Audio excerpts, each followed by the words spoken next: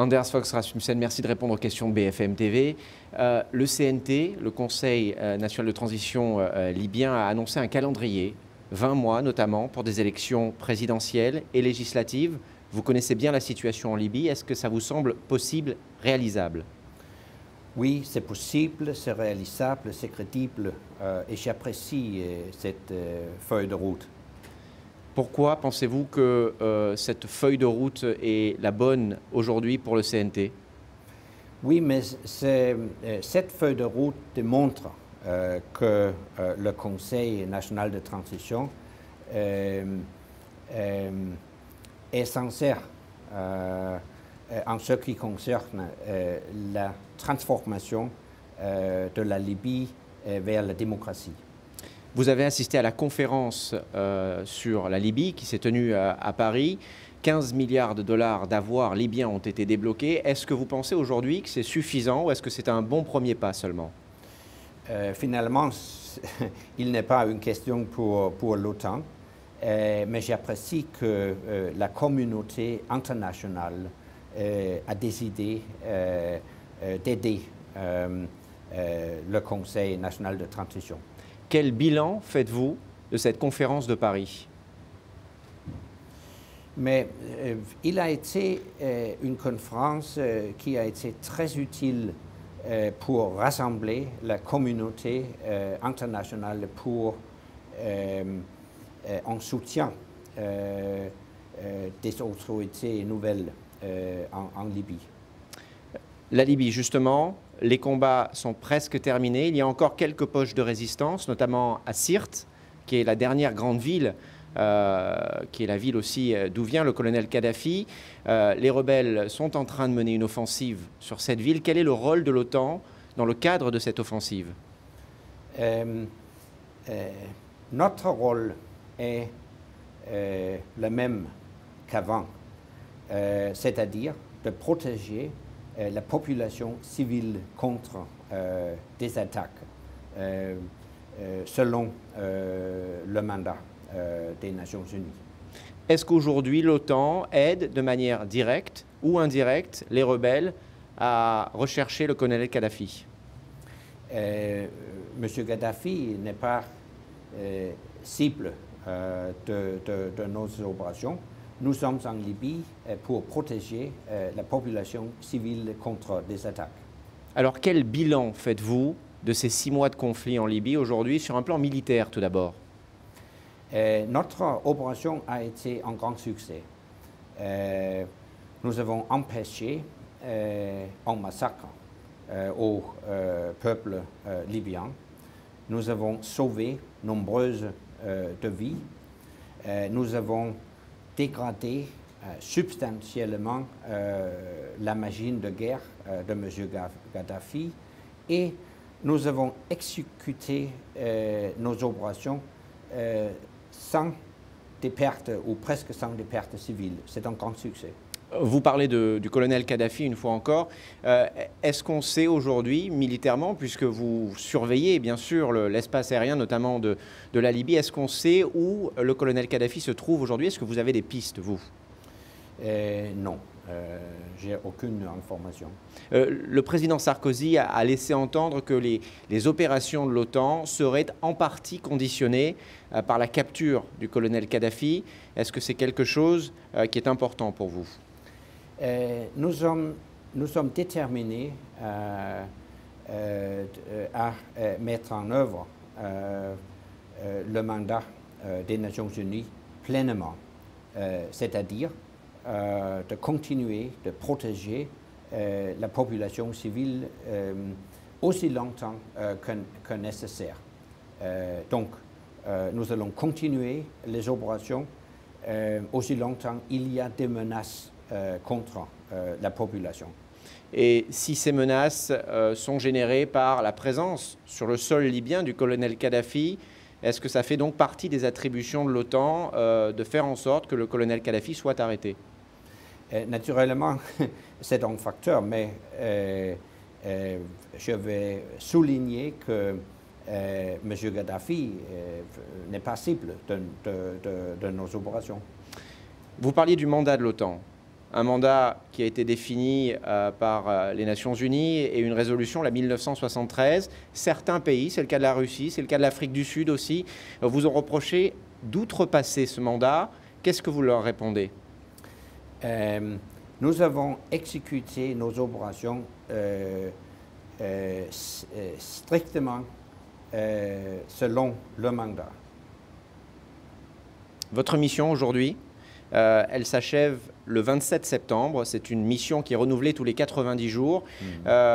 Il faudra bien sûr que l'ONU se prononce sur la question. Est-ce que selon vous, vous êtes secrétaire général de l'OTAN, cette mission va être renouvelée le 27 septembre ou est-ce que vous pensez que les opérations militaires seront terminées à cette date?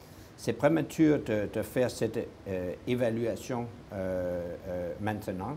Naturellement, nous suivons la situation sur place étroitement et basé sur cette évaluation, le Conseil de l'OTAN va prendre une décision. Mais c'est prématuré maintenant. D'accord. Est-ce que vous travaillez déjà sur des scénarios pour l'après-guerre? Oui, j'envisage un rôle clé des Nations Unies. Je n'envisage pas un rôle leader de l'OTAN. Est-ce que ça veut dire que des casques bleus pourraient remplacer ce que fait l'OTAN aujourd'hui en Libye en termes de protection de la population, par exemple? Après la fin des combats. Oui, mais quand nous avons terminé notre opération présente, nous sommes prêts à aider ou assister les Nations Unies si demandé, mais passer sur un nouveau mandat. D'accord, donc ce sera au-delà de cette résolution 1973 que votre rôle, le rôle de l'OTAN en Libye, pourrait évoluer. Quel a été votre rôle, le rôle de l'OTAN, dans la bataille autour de Tripoli? C'est une bataille qui s'est menée il y a quelques jours, qui était extrêmement rapide. Est-ce que les forces de l'OTAN ont participé, par exemple, en fournissant des communications, de l'information, à la rébellion libyenne?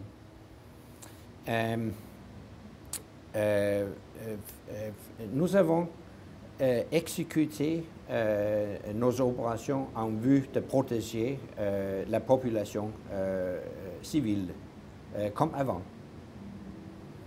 Pas plus? Pas plus, pas moins. Comment qualifieriez-vous aujourd'hui l'implication de la France dans le conflit libyen ces 6 derniers mois? J'apprécie le leadership de la France et je pense que notre opération en Libye est une histoire positive de leadership européen au sein de notre alliance. Bien sûr, nous avons toujours besoin des capacités uniques des États-Unis, mais quand même, c'est une histoire positive que les Européens ont assumé un rôle clé dans cette opération. L'OTAN reste donc pour l'instant en opération sur la Libye, au moins jusqu'au 27 septembre prochain, peut-être plus s'il en est décidé ainsi. Est-ce que l'OTAN peut intervenir aujourd'hui, en tout cas en termes de capacité militaire, sur d'autres théâtres d'opération, et je pense notamment à la Syrie? Non. Nous n'avons aucune intention d'intervenir en Syrie. Mais est-ce que vous avez les capacités militaires d'être présent sur la Libye, par exemple, et la Syrie en même temps? Oui, c'est une alliance très forte et avec une grande capacité, mais laissez-moi souligner encore une fois, nous n'avons pas une intention d'intervenir en Syrie. Un mot de la Turquie. À présent, la Turquie qui a annoncé aujourd'hui qu'elle était d'accord pour accueillir un bouclier antimissile sur son territoire. Qu'est-ce que vous pensez de cette décision des autorités turques? Cette décision n'est pas confirmée encore, mais je le considère un développement positif Comme vous le savez, nous avons décidé de développer une défense antimissile au cadre de l'OTAN. Qu'est-ce que ça change pour l'OTAN d'être présent en Turquie? Mais nous sommes présents en avec Turquie un bouclier déjà. antimissile, oui, oui, avec un bouclier antimissile. Oui, mais c'est normal. Nous avons décidé de développer un système de l'Alliance qui couvre tous les alliés et toutes les populations dans les pays alliés. On terminera rapidement avec ça, si vous le voulez bien. Pour vous, en tout cas, militairement, est-ce qu'aujourd'hui, pour revenir en Libye, vous considérez que le travail a été fait? Il y a encore de travail à faire. La mission n'est pas terminée.